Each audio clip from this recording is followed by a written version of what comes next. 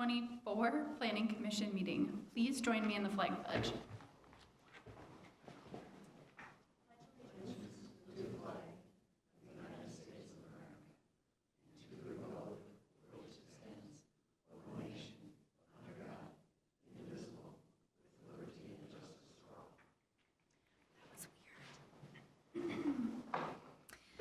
Ms. Morrow, will you please call a roll of members?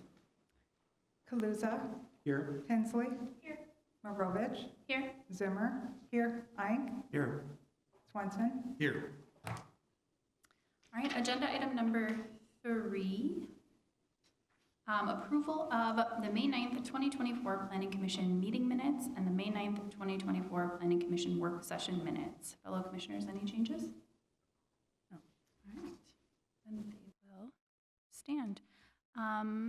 Ms. Jensen, are there any announcements tonight? Good evening, Commissioners. Before you, we do have handouts from the June 5th, 2024 Parks, Recreation, and Natural Resources Committee. Their meeting motions regarding the Kenyon Green preliminary plat.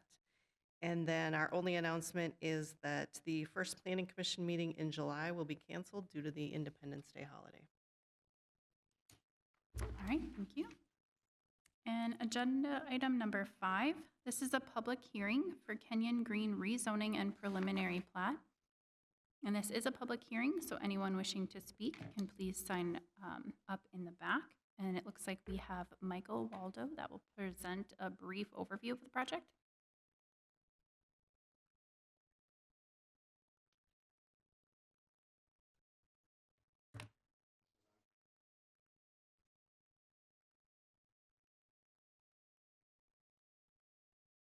With Ron Clark Construction, we will be the developer and the builder and the owner of the project. Mike Steuven with Touchy Architects is here too as an architect, in case we have any questions for him. What we're proposing is a 49-unit apartment and 15 townhomes. The site on Kenyon Avenue, as you know, has been there for a long period of time. The original piece of property actually connected across 35, and I believe part of where Target and some of the things are was part of their original farm. Actually, one of the owners is here tonight. So that project has been here for a long time. I think Frank's going to help me with the IT side.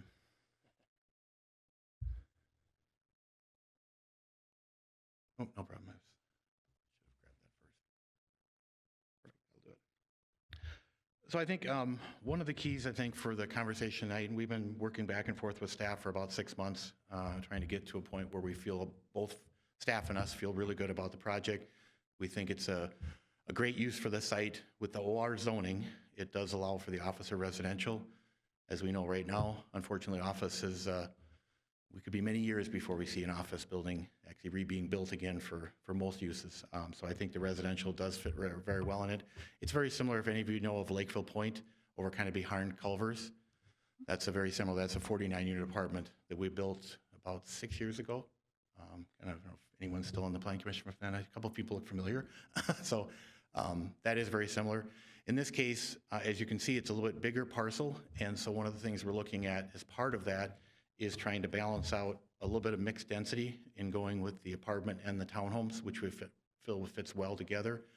We're currently planning for those to be rental, but again, we still plat them as individual lots.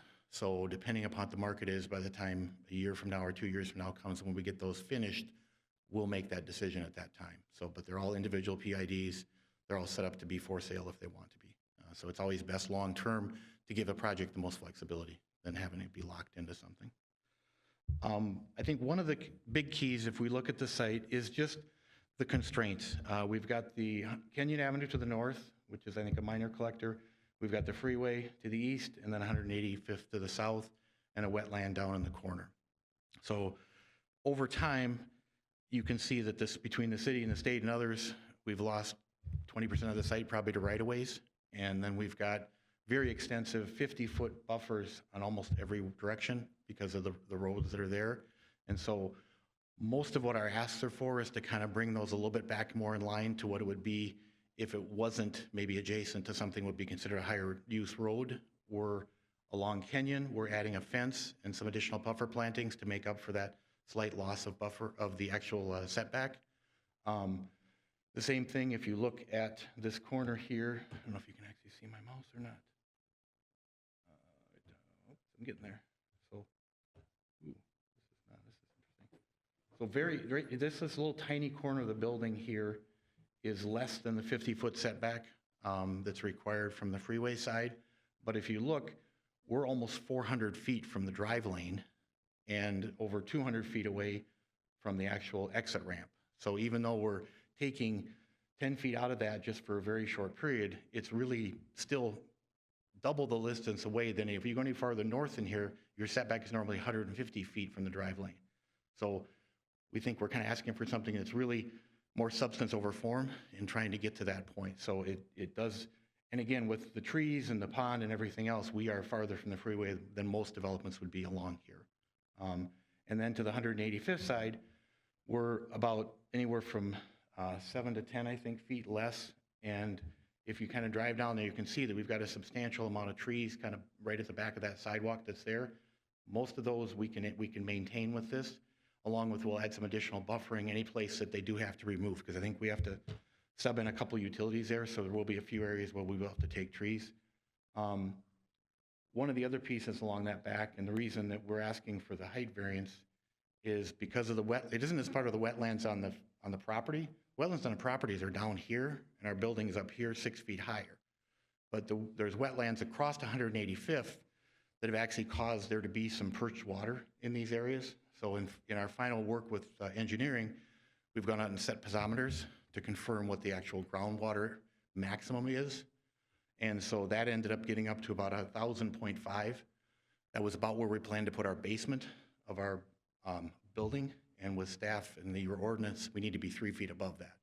So we're going to end up having to raise that up, but we don't want to have to fill more in the backyard to kind of lose some of that buffer trees, which is why we're asking for that 3-foot variance on the height restriction from that side.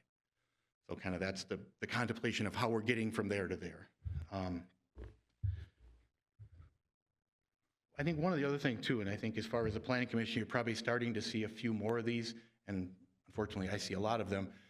Lakeville's been so used to being a greenfield developer meant that everything is, okay, we got 50 acres, let's go in here, we got zoning, let's get it done. Now we're getting residual pieces that are kind of left over from other things. And now we're kind of saying, okay, maybe that exact zoning doesn't quite fit, even though we're very close. And that's where, when we started to work through it with staff, they're like, why don't we look at doing a PUD? I know they don't do a lot of PUDs in Lakeville, but in this case, she felt that it helped deal with the constraints of the site, but also gives the city the most control. One of the advantages to PUD is normally the city gets more control because every single thing is at your discretion. You can say, you know, that's okay, or there's a justifiable reason for it, or you say, nope, I don't like it, and it's under the PUD, you have complete control, and you have control in the future, because once that's set, that is the code, the zoning for this site. They can't come back later and change it without getting a PUD amendment.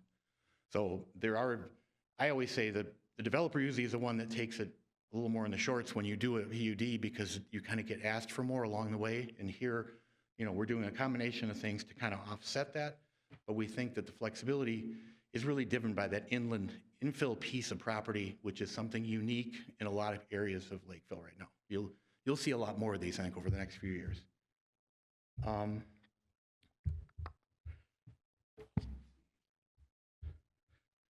Site constraints, we talked about a little bit. So I think just talking through some of the reasons of how everything got built, one of the big things when you're dealing with connection roads, especially Kenyon, even though it feels like you're driving through the woods, it actually has got enough traffic on it that when we're looking at sight lines, we're really the only place, oh, sorry. What did I do? There we go, sorry. Oops. Now just let it go and not, okay, excuse me. Is that this is really the only good place for the access road. Currently the driveway is farther over here to the left. Mouse doesn't really show up, but it's over here. And so in working with engineers, we want to have the maximum distance we can see each direction. So that area there fits the spot. So it kind of divides the two sections with that access point. We all kind of talked about all the setback things and the differences we're doing. Along 185th and the townhomes, again, because of that constraint of kind of making that work, we've got fences and buffer plantings to kind of make up for that little bit of setback that we've lost. We think that's going to give the residents at least as much privacy and livability as what you would have with the extra buffer. And so it's very similar to what we've done on other projects. Talked about the Highway 35, talked about that.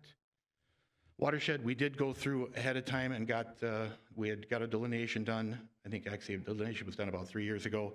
Went back and did a redelineation this spring, went through with the watershed, got full watershed approval for a small amount of wetland, the finger. It was like an old drainage ditch that kind of came up into the property.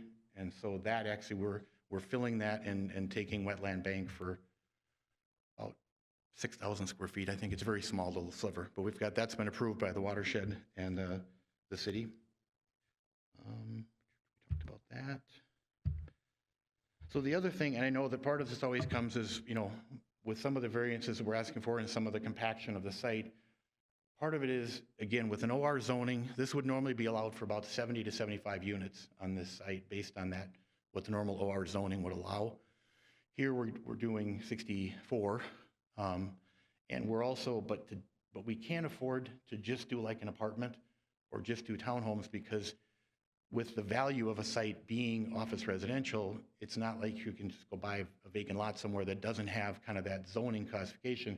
So in order to make the apartment work, we've added in the 15 townhomes, which we think is a good thing for the city to have the mixed density. It makes the project work, which otherwise financially doesn't work, especially with some of the costs of the wetlands and the extra roads because of the drainage, the stuff that we're doing. So I know there's always a gray area, but that is kind of what needs to happen in order to make this project work. I think I've kind of hit everything else. I know that Frank will go into more detail on this, and of course I'll be available for questions either now or at any point that you feel. So, Thank you. thank you.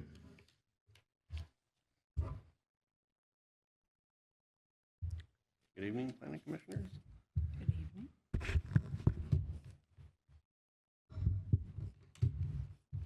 Make room for myself here.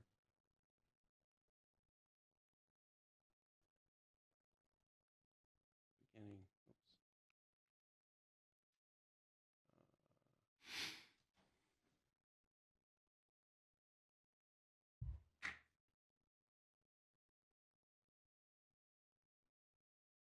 Oops. Trying to get this back on the large screen, and I can't see exactly where the toggle is to do that. Maybe Corey, you have it. Yeah, there we go. Thank you. Man behind the curtain always comes to my rescue.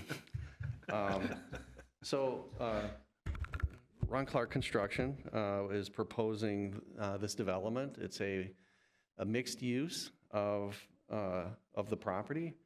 And let me just back up again to the beginning. It's a mixed use of high density and medium density, meaning townhomes and apartments. So the request then this evening is for the rezoning from OR to plan unit development. There's also a preliminary plat that is proposed for these lots. That consists of 17 residential lots, which one includes the apartment building. And then the PUD stage plan for the townhomes and apartments is essentially the site plan.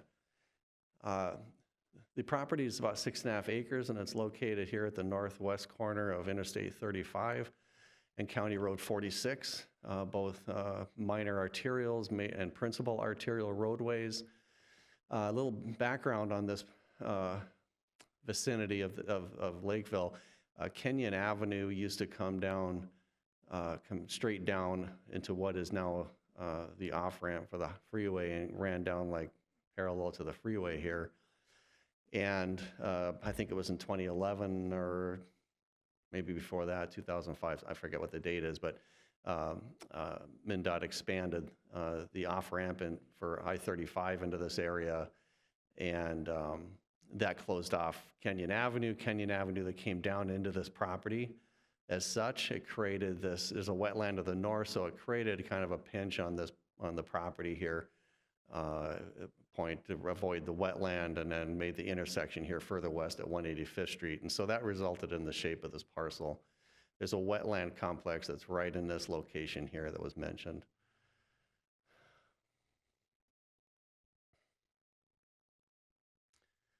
The property is zoned ROR, Office Residential Transition District, which allows offices, very limited retail, or it also allows high-density apartments as a use in the OR district. The property has been on the market for many years. I can't speak for the others in the department, but I frequently get phone calls on this property. And then in the last 5 or 6 years, it's always been a question of high density. Some developers were requesting much higher density than what was allowed since the city updated its last comprehensive plan and allowed pockets of higher density near high density road corridors within transit districts, et cetera, and that had never applied to this property. This proposal came in from Ron Clark Construction. It also introduced kind of a mix of townhomes as well within that area. This is the preliminary plat. This is the one lot that the apartment building would be located on. These are the townhome lots. The Kenyon Avenue right-of-way, again, it comes to this point here. There's the wetland. There's a piece, a lobe of the wetland that comes right up into this vicinity here, and that is the one that's going to be impacted, but purchase of wetland credits, and this will remain untouched and deeded to the city as a separate outlot. This is the site plan you've become familiar with. It shows various setback lines for the development of what the 30-foot setback is, what the 50-foot setback requirement is. It shows the wetland buffer area and what the setback would be to that. It also shows the location of the apartment building adjacent to 185th Street and the 50-foot setback requirement. It also shows the 30-foot, so this would be the area that would be impacted by the request for the deviation from the 50-foot buffer yard setback. And then also in this corner of the apartment building here, as was mentioned. The apartment building provides 123 parking spaces, a combination of underground and above ground. That's one more parking space than what is required. The townhomes provide the required parking spaces plus 1/2 space per dwelling unit as guest parking. This is the overall site plan for the site. It's the same one, just a little bit more detail, but it's the same as the colored. This one is an exhibit I put together. It's intended to show, again, highlight where the impact areas are for deviation to request for the setback requirement. In this area, it's 50 feet because Kenyon Avenue is a major collector roadway, so residential rear yards are required to be 50-foot setback. There are instances in the city where we've granted variances or exceptions to setback requirements. Some of the things that we look at are the type of roadway it is, the anticipated traffic, noise mitigation, landscape screening that would be in place. The other request is for a 25-foot setback requirement from the front of the garage to the private drive. That is a requirement of 30 feet in that zoning district for townhomes. I can remind the Planning Commission or explain a bit about the parking. We typically had a 30-foot setback to provide extra space and maybe another vehicle in the tandem behind a parked vehicle in the driveway. But a standard parking stall is 20 feet, and the 25-foot setback still provides 2 feet from the garage and 3 feet from the curb. And there is no sidewalk along the private road here. So staff's opinion is the 5-foot deviation is acceptable for that. After getting a bit more information from the architect on this project, We know there were some areas that were marked for setbacks of less than 15 feet to the private drive end of the guest parking area. The measurements that were provided were actually from the stairway of the building, not really the living unit. So the guest parking does meet those minimum setback requirements. That's no longer under consideration. The guest parking in this area here does not meet the 30-foot perimeter setback for the development. However, it's a wetland complex behind it. The wetland buffer is not impacted. There will be landscape screening along these areas. To the west, again, is the wetland, and then further west is the office complex.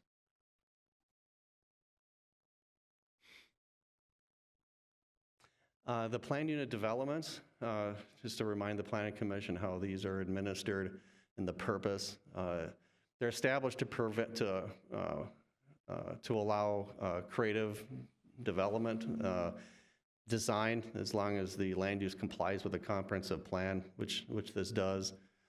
Allows mixed uses, which this is proposing. Provides variations from strict applications to improve site design. Again, the proposal here is to, and I'll get into this, is to achieve some of the attainable housing goals in the city's comprehensive plan and other documents. Preserving, enhancing natural features and open spaces. That's being done with the acquisition of the wetland buffer areas. And improve or ensure appropriate transitions between different land uses. I should point out that directly to the north is a large wetland complex and also an apartment building to the north. So there are no immediate adjacent residential uses other than that. This is the landscape plan. The dark area here, which could have been in green, obviously, but the dark area represents all the green space on the property. You can see there's areas here that staff is recommending be increased landscape screening. Also along the buffer yard, it does require a staggered row of evergreens and/or combination of landscaping and a fence. I think that's appropriate in this area, especially under consideration for a reduced setback to that area. This is an example of the building. It's the east elevation to the lower level here. This is what would face the interstate, with this corner of the building being impacted by the setback deviation. This would be the south elevation facing 185th Street. The north and west elevations. As was mentioned, this is a 42-foot tall building. In order to achieve the grades needed to allow for the proper drainage of the site, the developer is requesting an increase of grade elevation to an additional 3 feet, which would result in a building height of 45 feet. I should point out that this is a rather flat site, even from 185th Street. It's not an elevated site, so it's the staff's position is that the 3 feet in deviation is not going to be readily noticeable for a building of this size, between 42 and 45 feet. As far as the affordable housing is concerned, Envision Lakeville, the last update 2023, I think the first was 2013 that we did the first Envision Lakeville. One of the goals is providing a home for all ages and stages of life. Planning Commission may be familiar with this term as we use it in our planning reports and presenting to the City Council about how certain goals are being met with certain developments. And one of the challenges in that identified the community involvement with Envision Lakeville was workforce housing availability, which this development is attempting to provide. And one of the greatest challenges in the next 10 years was also affordable housing that was identified. And a strategic priority here is providing affordable workforce housing and provide some incentives. In this case, the city is not involved financially, so the incentive would be deviations from strict interpretation of the code. The comprehensive plan also has a goal, housing plan implementation, promote opportunities to develop dwelling units, between 2021 and 2030 that are accessible to households earning at or below 30% average median income, or AMI, and 51 to 80% AMI in accordance with the regional affordable housing allocations, and that refers to Metropolitan Council's goals. There was a recent comprehensive housing needs assessment that was completed in 2023. It describes Lakeville's, at that time, the overall vacancy rate is rather low, 3.3%. There have been apartment units constructed since that time, but at the time of the study, demand existed for about 400 affordable units and 160 subsidized rental units. Also goals for more affordable housing up through 2030. The Community Development Agency, which we're familiar with as a Dakota County CDA, they have a long history in the city of Lakeville with developing workforce housing throughout the city. And they are not directly involved in the development of this project, but I believe that they work as a conduit for the tax incentives that developers are working with. And if you have questions about that, he can explain that to you. But that's the limit of the Dakota County Community Development Agency involvement. Also, finally, the Economic Development Commission goals include the development of affordable workforce housing to support Lakeville's growing economic market by targeting the affordable housing needs identified in a recent housing market study. I put this plan in because I want the Planning Commission to know, and you won't see this likely as it will be done with the final plat, but this little knob of right-of-way is going to be vacated to trim this off. It is a part of where the parking lot and driveway come in, and it's unnecessary right-of-way. It's not a critical thing, but I want you to know that will be coming back. The developer did provide us with some other examples of similar buildings that the Planning Commission may be interested in. This is in Rosemont off County Road 46. This does provide a minimum 30-foot setback in this area adjacent to County Road 46. This one's in River Grove Heights. Similar housing development. The one on the bottom is Lakeville's off of Kenwood Trail. And to the north is in Savage. Also in Prior Lake is one under construction. And also in Carver. So there are other communities within the metropolitan area and our neighbors basically that are providing the housing needs that are identified in the comprehensive plans. We are recommending a stipulation to be included for the Planning Commission to consider, is that in the event, and Mr. Waldorf brought this up, but in the event of the townhome properties being sold as private properties, the homeowners association needs to be created and covenant declarations, and that's required by state statute. So it's just something as a reminder that will be documented in the development contract and also the PUD agreement. And I will stand for any questions. I will leave the site plan up here for reference. Thank you. And this is a public hearing, so anyone wishing to speak on this agenda item can please come forward.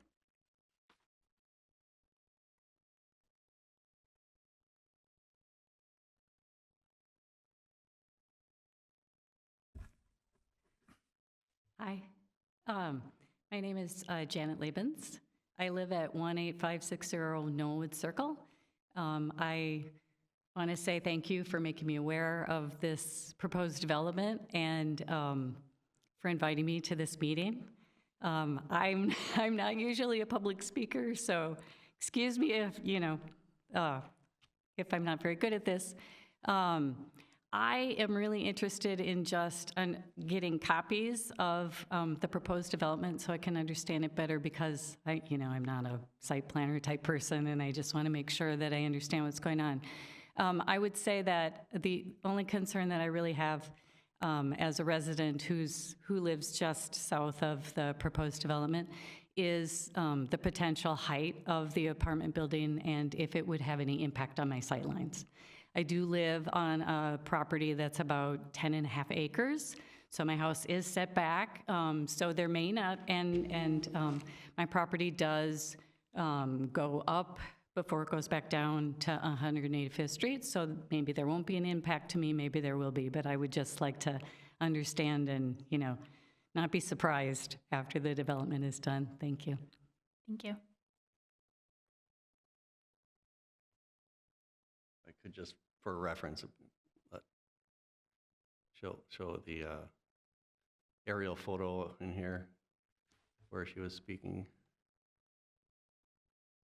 I didn't think it would be this far back, sorry.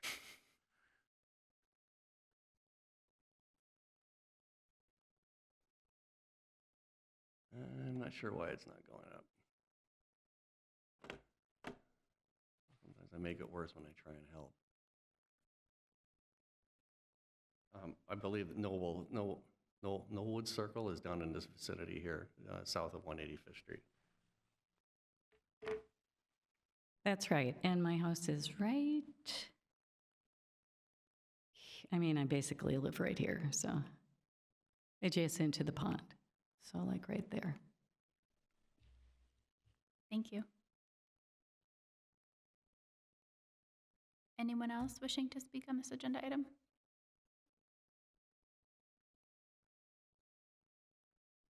I'd make a motion to close the public hearing. Second. I have a motion and a second. All those in favor of closing the public hearing, please signify by saying aye. All opposed? All right, the public hearing is now closed.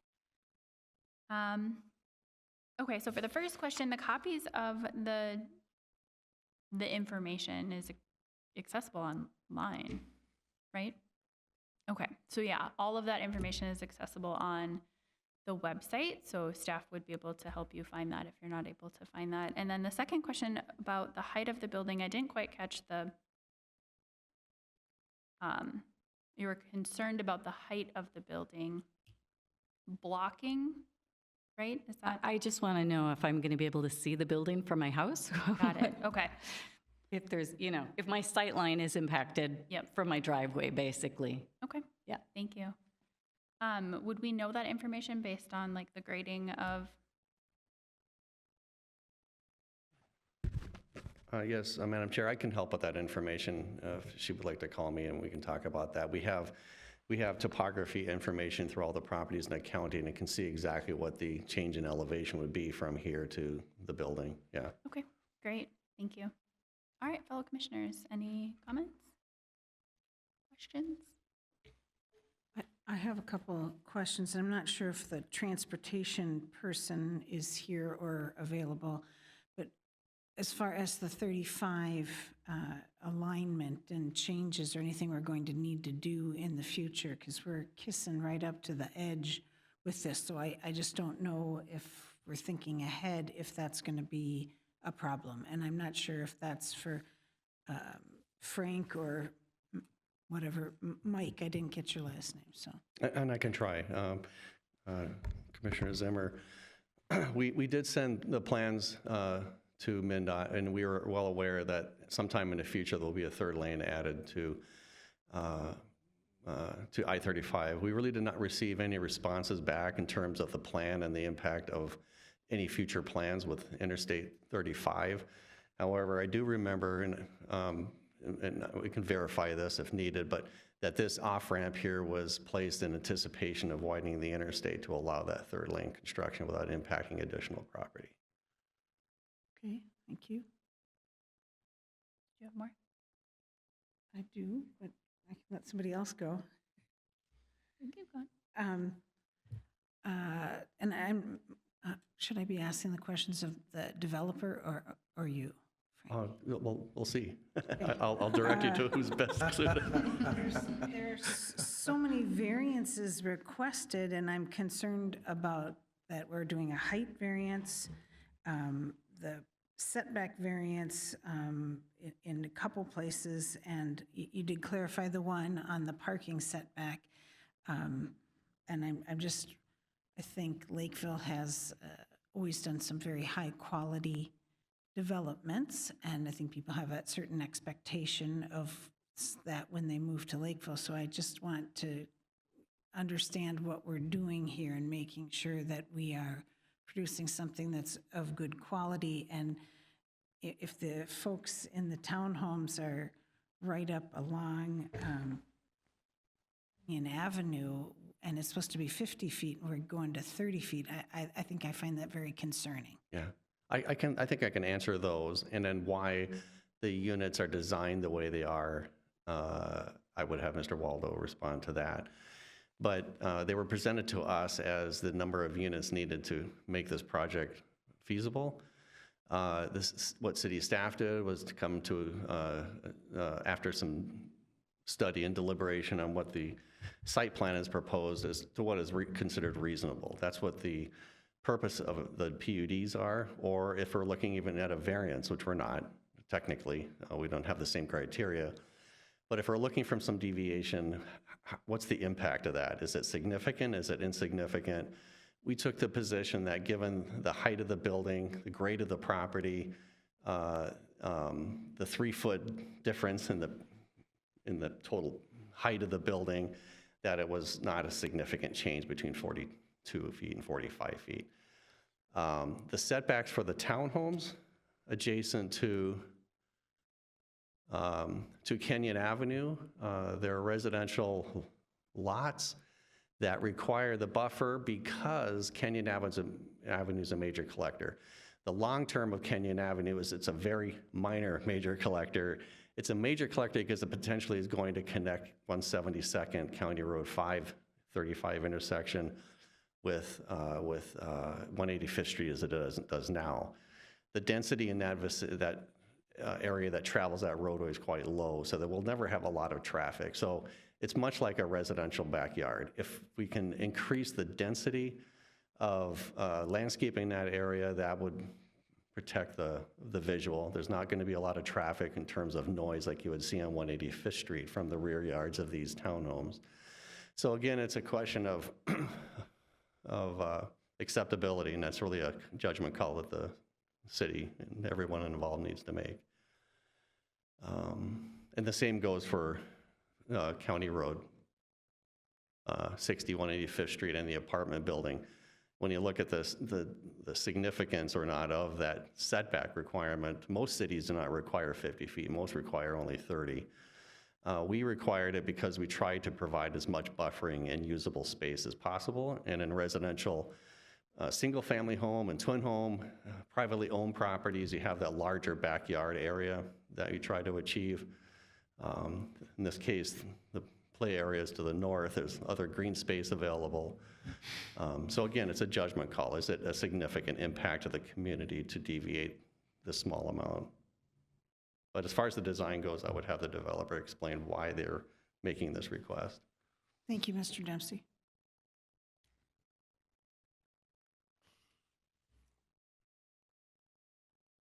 Chair and Commissioner, again, Mike Waldo with Ron Clark. Sorry, I sometimes speak faster than I should, so I apologize for that. So I think one of the things, if anything, and I think if you look at Lakeville Point and if you look around the communities around here that we've built in, one of the things that you will see is a quality neighborhood. We're not going to go in and build something just to throw up and have it be okay. And I think if you can look at Ron's 47-year history and my close to 40-year history in the building business, that is really our focus. I think with what we've looked at here, we've looked at where we've done other residential neighborhoods, and we've made sure that the 30 feet with a fence, we've got one I'm doing right now up on Radisson Road in Blaine, which is actually at the 30 feet. We're doing the fence, we're doing some additional trees. That road is 10 times busier than what Kenyon will ever be. And I think that's one of the things we looked at is what's that, and I think as staff has talked about the reasonableness of making sure that we're not taking it farther than we should and trying to customize it to make each unit, how does that affect each unit? Is there going to be a situation there where someone's not going to be happy in that home? And I feel very confident with the 8 townhomes that back up that way, between the fence and having a nice backyard and having additional trees, it is very livable. And I think that's our focus always is livability, whether it's a for sale or rental or anything. And I think if you historically look at any of the affordable projects we've done, I laugh at the only thing different on our affordable than our market rate is one gets a granite top and one gets a Formica top in the kitchen. They have the same high quality finishes. The exterior building, honestly, at Lakeville Point is probably almost of a higher quality than the one I just finished in Minnetonka that was a market rate. So we kind of focus on what does it take to create a neighborhood where we don't have to cut corners on any of the other costs. In this case, we're asking for some flexibility within the PUD to make sure that we are delivering a high-quality, affordable apartment. We're delivering a high-quality townhomes that'll be in that 22 to 2,300 square foot range. We've got a combination of 3s and 4 bedrooms. They're very, very livable. They're not 1950 or 2,000 square feet, which a lot of the 3-story townhomes are done. It's that little bit of extra footage to make sure that they've got the space inside the home along with their yards that make it most livable. So that's something I feel extremely comfortable with. And as we invest our money and try to make this build and have people live here, we feel extremely comfortable with that. Thank you. Mr. Waldo, I really value all of the details that you've given into this. This site looks complicated and very much like a puzzle with all of the setbacks and how you need to fit it in there. And just your explanations have been really helpful, so I appreciate it. Thank you. I have good help too, so thank you. I'm available if anybody has questions. I've got one for you, actually. Regarding safety, so it looks like we're losing 20 feet of a setback from pretty busy roads. You mentioned the fence. How high is it going to be, and is it going to go all the way around the property or just partway? Currently, we're only planning for that at the Kenyon Road. It's to be a 6-foot-high continuous fence along Kenyon Avenue. We haven't planned for one along 185th. I think that's one, once we see between utilities and everything else, what level of maybe tree removal does have to happen. If we've got, I think, a couple stubs coming in that way, then we may end up wanting to add fence there to make that buffer work if we're not able to achieve enough of the tree cover. Because again, if we end up running a pipe through, we could have a 10-foot or a 15-foot easement coming through where we can't put anything, and we would just have to get an exception from staff. Usually you can put fences across easements, but you can't plant trees. So currently along there, we'd like to see it be more of a natural buffer, but if we find out that either with our revised plan that we're putting together for staff with the additional plantings, if they come back and say, you know what, we still think you need a fence in addition to that, we would be open to doing that, so. Thank you. But we also do think, that we would probably still try to put a gate because that will connect to a trail, and we do expect a lot of our residents that will use that trail to get across to downtown and for walkability and bikeability. So we don't want to close it off. We'll want to do something there that allows them flexibility, whether it's an actual gate or just an opening in a couple spots. So. Question for you on the townhouses that back up to Kenyon. We have the setback that we're shortening. And with that, and this may even be a frank question, on those, will those have decks on the back? And if they do have decks on the back, is that included in that setback? Or is that an additional amount? Currently, there will be decks on the back, and it's usually at about 5 feet tall, because you bury some of that first floor down in, so it'll be about 5 feet off the ground. And those would be, those are inside of the setback. So you can see here that the building is about 2 feet in from that line. The decks in those little areas that are showing green, the deck comes out and it projects about 1 foot to 2 past the building. So that includes the deck at the 30 foot. Okay, great, thank you. Yep. Madam Chair? So I'm going to start off with just a statement, and the statement is, I work for MnDOT. Some people might question where some of my allegiance lies or who I'm representing while I'm here in the Planning Commission for this item. So to make it crystal clear, in my role at MnDOT, I review and approve drainage permits in the MnDOT right-of-way as part of the Water Resources Group. I have seen this project come through our planning process. Frank referred to the fact it's already been sent to MnDOT at one point and comments were made, that type of thing. And I was involved in that review process. But to that end, because of the fact I've had a chance to review the site, look at it, there is no conflict for me because no drainage permit will be required from MnDOT on this project because you're not entering the MnDOT right away. That site. Just want to make that crystal clear for anyone who might be watching and my employer as well. But also to back up Frank, again, this information was sent to MnDOT. It was reviewed by all the functional groups with MnDOT Metro. didn't express any concerns about a third lane coming in the future, and that includes the design groups at MnDOT who had a chance to review and comment on that. So I figured I'd just offer that information for reference. I had asked some questions of Frank and crew regarding driveways and change to the driveway length and all that. And I actually did find a spot in Lakeville where we have approved that before, and had a chance to go visit that. And it's actually Avon Lee in the 4th edition. I found a spot where it has the 25-foot driveways and a narrower street or private drive in between things. So I've had a chance to kind of review how that looks and how that feels, and I have very few concerns with that. I wasn't sure at first when I heard the 30-foot setback going back to 25. I was kind of questioning that, but based on what I've seen, I don't have any concerns now that I've had a chance to see what that looks like. Do you have your civil engineer here by chance? I do not. You do not. Do you have anyone who might be able to talk about stormwater on the site and the private pumping I know station? enough to be dangerous, so ask away and I'll give you what I know. So I noticed on here there was a private lift station intended to feed the underground storage, I think, if that's correct. I think everything going to the underground storage is gravity. And I may be misinformed on what I saw with the lift station. I thought we were gravitating out into anything with pump. We've got a filter system. The last piece before it goes into the wetland, we've got a secondary filter system because Lakeville's requirements is that you can't bounce more than 2 feet within a 10-year, and so we're at like 2'4".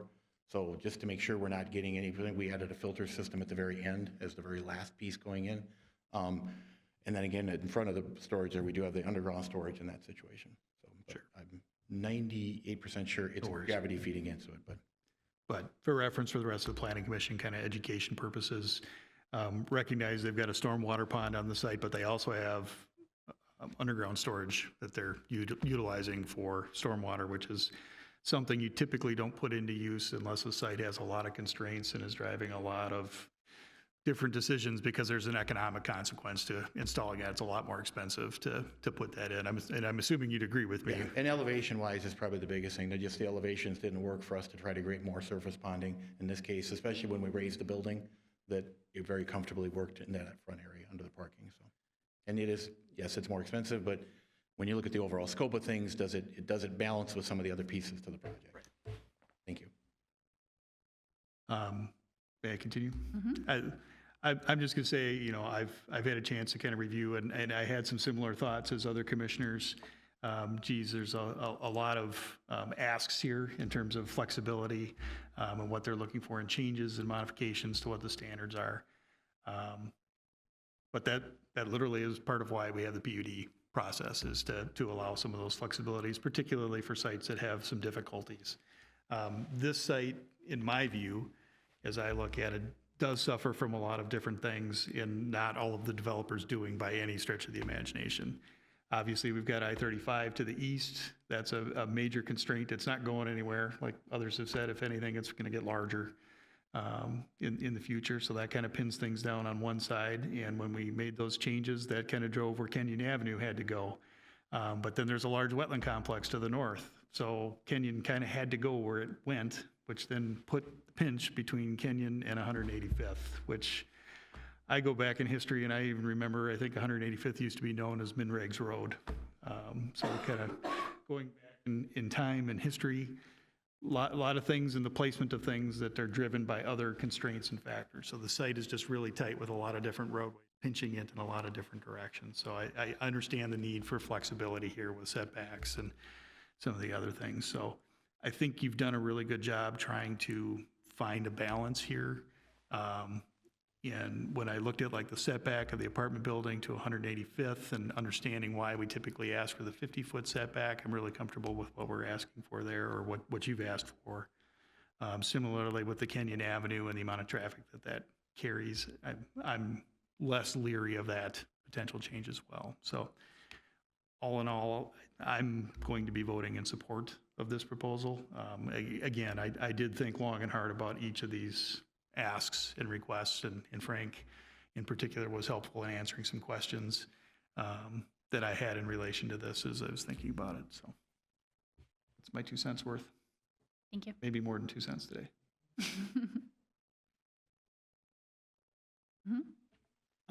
I just want to say I really do appreciate the work that the developer's done in the community, and was mentioned, some of the projects that have been completed are of high quality, and I really do appreciate that. And I do appreciate the work that staff has done in putting this together and trying to be creative for this site. I also support, the intended use. I think it's appropriate with this site being an OR. It fits with the current zoning. Unfortunately, I'm uncomfortable with the number of deviations, or I know they're not variances because it's a PUD, but and so I will be unable to support the rezoning tonight, but I just want to thank the applicant and city staff for all the work that they have put into the project.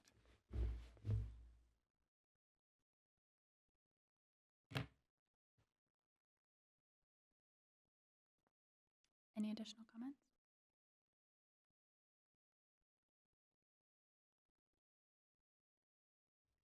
Are we ready for a motion? Madam Chair, one comment before we make the motion. There was a suggested stipulation, if I recall, that was to be added. Are the planning commissioners comfortable with the stipulation that was suggested? Yes. Yes. Okay. I think we all saw it, saw the language, and we're all good with it, but I just wanted to make sure before I made the motion. So here we go. I move to recommend approval of the Canyon Green preliminary plat, zoning map amendment, and PUD development stage plan subject to the 8 stipulations listed in the May 30th, 2024 planning report as amended. Second. I have a motion and a second. Ms. Morrow, will you please take a roll call vote? Kaluza, No. Tinsley, Aye. Marovich, Aye. Zimmer, No. Ink, Aye. Swanson. Aye. All right, and Ms. Jensen, when will this go in front of City Council? This would be the June 17th, and just a note, commissioners, for those of you that voted no, we do need for the record the reason why. I am comfortable with the number of changes in the PUD. Okay. And Commissioner Zimmer? Yeah, I had said I had some major concerns about the number of deviations, not variances. Thank you, Mr. Dempsey. And I'm just concerned it's precedent setting for the next attempt for a PUD. So I understand and appreciate the input from Mr. Waldo about how it's a difficult site and you're trying to make it work.